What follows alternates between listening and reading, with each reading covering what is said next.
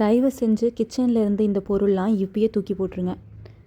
பாத்திரம் கழுவும் போது தண்ணி ஸ்பீடாக வரணுங்கிறக்காக இந்த மாதிரி ஷவர் கேப் வந்து நான் நிறையா வாங்கியிருக்கேன்.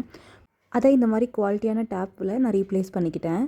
இந்த டேப் வந்து செம்ம யூஸ்ஃபுல்லாக இருக்குங்க. ரெண்டல் வீட்டில் இருக்கீங்க, டேப்பை வந்து மாற்ற முடியாது, ரொம்ப தண்ணி ஸ்லோவாக வருதுன்னா இந்த டேப் நீங்கள் யூஸ் பண்ணிக்கலாம். நான் பிளாஸ்டிக் டேப் தான் வச்சுருந்தேன். அது அதிகமாக லீக் ஆகிற மாதிரி இருந்தது. 2-3 மாதத்துலேயே வந்து அது வந்து தண்ணி லீக் ஆக ஆரம்பிச்சிடும். அதுக்கப்புறம் கொஞ்சம் அஃபோர்டபுளாக இருக்கிற மாதிரி இந்த டேப் வாங்கினேன். இதுவும் எனக்கு செட் ஆகலைங்க. இது ரொம்ப நீளமாக தொங்குற மாதிரி இருந்தது, ப்ளஸ் தண்ணி லீக்கிங் இஷ்யூஸ் இருந்தது. பட் ஃபைனலாக இந்த ப்ராடக்ட் பார்த்திங்கன்னா நான் அமேசானில் வாங்கினேன். இது வந்து உங்கள் சிங்கை க்ளீன் பண்ணுறக்கா இருக்கட்டும், வெஜிடபிள் வாஷ் பண்ணுறக்கா இருக்கட்டும், பாத்திரம் வாஷ் பண்ணுறக்கா இருக்கட்டும், தண்ணி பயங்கர ஃபோர்ஸாக வரும். ஃபிட் பண்ணுறது ரொம்ப ஈஸி, டிஸ்மேண்டில் பண்ணுறது ரொம்ப ஈஸி. இந்த டேப் எனக்கு ரொம்ப யூஸ்ஃபுல்லாக இருந்தது. அடுத்தது பார்த்திங்கன்னா ஸ்பெச்சுலா. நான் இந்த ஸ்பெச்சுலா ஃபஸ்ட்டு வாங்கிட்டேன். எனக்கு இதை பற்றி தெரியல. உள்ளே பார்த்திங்கன்னா ஃபுல்லாக ரஸ்ட்டு ஃபார்ம் ஆயிடுச்சு, தண்ணி உள்ளே போயிடுது, க்ளீன் பண்ண முடியல. இது வந்து ஒரு மட்டமான ப்ராடக்ட்.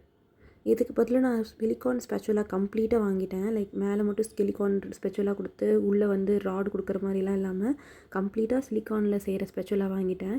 இந்த ஸ்பெச்சுலா செட் ஆஃப் 2. ஒன்று வந்து நான் பேக்கிங்க்கு யூஸ் பண்ணிவிட்டேன், இன்னொன்று வந்து குக்கிங்க்கு யூஸ் பண்ணுறேன். அடுத்தது பார்த்திங்கன்னா நைஃபு. நான் நார்மல் நைஃப் தான் ஃபஸ்ட்டு வச்சிட்ருந்தேன். அந்த நைஃப் பார்த்திங்கன்னா எனக்கு அவ்வளோவா பெனிஃபிஷியலாக இல்லை. அதுக்கப்புறம் நான் எங்கள் ஃபேமிலியில் ஒரு ஷெஃப் இருக்காங்க, அவங்க ஷெஃப் கிட்ட கேட்டு கோஹே பிராண்டில் ஒரு கட்டிங் நைஃப் வாங்கினேன். செம்ம யூஸ்ஃபுல்லாக இருக்குங்க. இது என்ன பேப்பர்னு பார்க்காதீங்க, இது வந்து ஒரு பேக்கிங் ஷீட். எவ்வளோ மோசமாக இருக்குது பாருங்கள். வர வர குவாலிட்டியில் எல்லாமே வஸ்ட்டாக இருக்குது. இந்த பேக்கிங் ஷீட்டை நான் ரீப்ளேஸ் பண்ணிட்டேன். சிலிக்கான் மேட் அதுக்கு பதிலாக வாங்கிக்கிட்டேன். இப்போ வரைக்கும் இந்த மேட்டை 30 டைம்ஸ்க்கு மேலே நான் யூஸ் பண்ணிட்டேன். அப்போயும் எவ்வளோ ஃப்ரெஷ்ஷாக இருக்குது பாருங்கள். அடுத்தது மெஷரிங் கப். இந்த மெஷரிங் கப் வந்து பிளாஸ்டிக் தயவு செஞ்சு வாங்காதீங்க. அதை க்ளீன் பண்ணுறதாகட்டும், அதை மெயின்டைன் பண்ணுறது எல்லாமே ரொம்ப கஷ்டமாக இருக்குது. நீங்கள் அதுக்கு பதிலாக எஸ்எஸ்சில் வாங்கிக்கோங்க. இது ரொம்ப நாளைக்கு நம்மளுக்கு வரும். பிளாஸ்டிக்லாம் சீக்கிரம் உடஞ்சி போயிடும். வாங்கும் போதே நல்ல குவாலிட்டியாக வாங்கி வச்சுக்கோங்க. பின்னாடி வரைக்கும் நீங்கள் ஒன் டைம் பர்ச்சேஸ் அப்படிங்கிற மாதிரி வச்சுக்கோங்க. இனி லைஃப்லேயே நான்ஸ்டிக் தவா வாங்கக்கூடாதுன்னு நான் முடிவெடுத்திருக்கேங்க. இது பார்த்திங்கன்னா ப்ரெஸ்டீஜோட பிராண்டு, நல்லா இருந்தது. ஆனால் நான்ஸ்டிக் பார்த்திங்கன்னா கோட்டிங் பயங்கரமாக போதுங்க. அதுக்கப்புறம் இதுக்குன்னே வந்து ஒரு வுட்டன் ஸ்பேச்சுலா வச்சுக்க வேண்டியதாக இருக்குது. அந்த வுட்டன் ஸ்பேச்சுலாவை க்ளீன் பண்ணுறது பார்த்திங்கன்னா அப்பப்பான் இருக்குது. இதுக்கு பதிலாக நான்ஸ்டிக்கில் யூஸ் பண்ணுற மாதிரியே நம்மளுக்கு யூஸ் பண்ண முடியும் இந்த கேஸ்ட் அயனில். இந்த கேஸ்ட் அயன் பேன் வந்து வர்த்துங்க. நான் ரொம்ப அஃபோர்டபுளான ரேட்டில் தான் பர்ச்சேஸ் பண்ணேன். ஃப்ளிப்கார்ட்டில் அயன் தவாங்கிற ஒரு பிராண்டில் பர்ச்சேஸ் பண்ணேன். இதோட ரேட் வந்து பார்த்திங்கன்னா ஒரு 750 இருந்தது. சூப்பராக இருந்தது. இந்த கிச்சனை துடைக்கிறதுக்கெல்லாம் புதுசாக இந்த மைக்ரோ ஃபைபர் ட்ரெண்டெல்லாம் கொண்டு வந்தாங்க. அதெல்லாம் வேஸ்ட் உண்மையாகவே. இந்த கிளாத் பார்த்திங்கன்னா பின்னாடி வந்து ஸ்டீல் ஸ்க்ரப் இருக்கும், முன்னாடி வந்து மைக்ரோ ஃபைபர் இருக்கும். அது நல்லாயிருக்கு. இந்த பிளாஸ்டிக் வடிகட்டிலாம் வாங்கிடாதீங்க, அது உடம்புக்கு ரொம்ப ரொம்ப கெடுதல். இந்த வடிகட்டி பார்த்திங்கன்னா எஸ்எஸ் தான். நான் பிளாஸ்டிக் வாங்கக்கூடாதுன்னு இது வாங்கினேன். பட் ஆனால் 2 லேயராக வாங்கிட்டேன். உள்ளே எவ்வளோ அழுக்கு இருக்குது பாருங்கள். நெட்டில் நிறைய டிப்ஸ் பார்த்து அடுப்புலலாம் வச்சு பார்த்தேங்க, புகஞ்சது தான் மிச்சம். அதுக்கு வந்து இந்த மாதிரி ஒரே ஒரு லேயர் இருக்கிற வடிகட்டியே வாங்கிக்கோங்க எஸ்எஸ்சில். இது ரொம்ப நல்லாயிருக்கும் யூஸ் பண்ணுறக்கு, மெயின்டைன் பண்ணுறக்கும் ரொம்ப ஈஸியாக இருக்குது.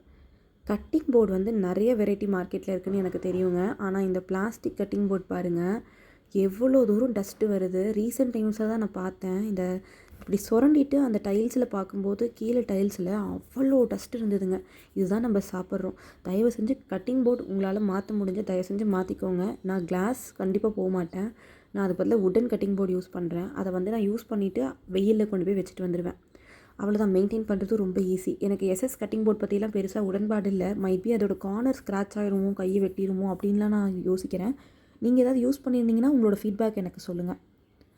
நம்ம இந்த கொலாண்டர் பற்றி பார்க்க போகிறோம். கொலாண்டரில் நிறைய வெரைட்டிஸ் இருக்குதுங்க. பட் ஆனால் நான் அவங்க காட்டின 3 வெரைட்டி பாருங்கள். ஃபஸ்ட்டு ஒன் வேணாம். என்னதான் அரிசி வடித்தோம்னாலும் தண்ணி அங்கே ஸ்டே பண்ணிக்கும். இந்த மாதிரி வடிகட்டி மாதிரி இருக்கிறது சூப்பராக இருக்குங்க. ப்ளஸ் இந்த குட்டி குட்டி ஹோல்ஸ், கண்டினியூட் ஹோல்ஸ் இருக்கிறதும் நல்லாயிருக்கு. வெஜிடபிள் வாஷிங்கில் ரொம்ப சூப்பராக இருக்குது.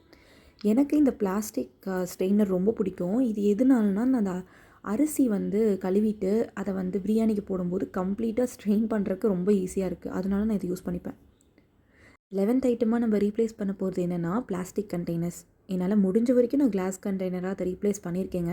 பட் என்னால் கம்ப்ளீட்டாக அதை மாற்ற முடியாது. சின்ஸ் ரெண்டல் ஹோமில் இருக்கிறனால ஷிஃப்டிங் போதெல்லாம் கிளாஸ் உடஞ்சிருமோன்னு பயப்படுறேன். 12th வந்து இந்த சாண்ட்விச் மேக்கர். ஏன்டா இதை வாங்கணும்னு நான் ஃபீல் பண்ணிகிட்ருக்கேன். க்ளீன் பண்ணுறது ரொம்ப ரொம்ப ரொம்ப கஷ்டம். ப்ளஸ் எனக்கு வந்து ரொம்ப ஹேண்டியாக இல்லாத மாதிரி இருக்குது. அதுக்கு தவாவில் போட்டு எடுத்துடலாம், இல்லை அவனில் வச்சு எடுத்துடலாம் அப்படிங்கிற மாதிரி எனக்கு தோணுது. நான் இந்த ஸ்க்ரப்பர் தாங்க ரொம்ப நாளாக யூஸ் பண்ணிகிட்ருக்கேன். பட் ரீசெண்ட் டைமில் நான் இந்த ஸ்காட்ச் ப்ரைட்டில் ஹார்ட் ஸ்க்ரப் ஒன்று வாங்கினேன். செம்மையாக இருக்குங்க. எனக்கு வந்து ரொம்ப சாட்டிஸ்ஃபைடாக இருந்தது. ஏன்னா லைட்டாக தேய்ச்சா போதும், ரொம்ப ஸ்ட்ரெயின் பண்ணி தேய்க்கணும்னு அவசியம் இல்லை. அந்த ஸ்க்ரப்பை விடையே இது ரொம்ப பெட்டராக இருக்குது. ரேட் ஓகே மேனேஜபிளாக இருக்குது. நான் வந்து ஒன்று வந்து 2ஆக கட் பண்ணி வச்சுப்பேன். அதுவே போதும். ஏன்னா நம்ம ஹார்டாக தேய்க்கிறது சில பாத்திரத்தில் தான் தேய்க்க போகிறோம். அதுக்கு இந்த பாதி பாதி கட் பண்ணி நம்ம யூஸ் பண்ணுறது ரொம்ப யூஸ்ஃபுல்லாக இருக்குது. இந்த ஸ்க்ரப் நீங்கள் யூஸ் பண்ணி பார்த்துருக்கீங்கன்னா அதை கமெண்ட்ஸில் தயவு செஞ்சு மென்ஷன் பண்ணுங்கள். அடுத்தது இந்த normal scrub, Scotch Brite scrub. அதுக்கு பதிலாக நான் இந்த மாதிரி ஸ்க்ரப் வாங்கியிருக்கேன். என்ன தான் நுரை அதிகமாக வரலனாலுமே எனக்கு வாட்டர் உள்ளே அதிகமாக ஸ்டே பண்ணாத மாதிரி இருக்குது.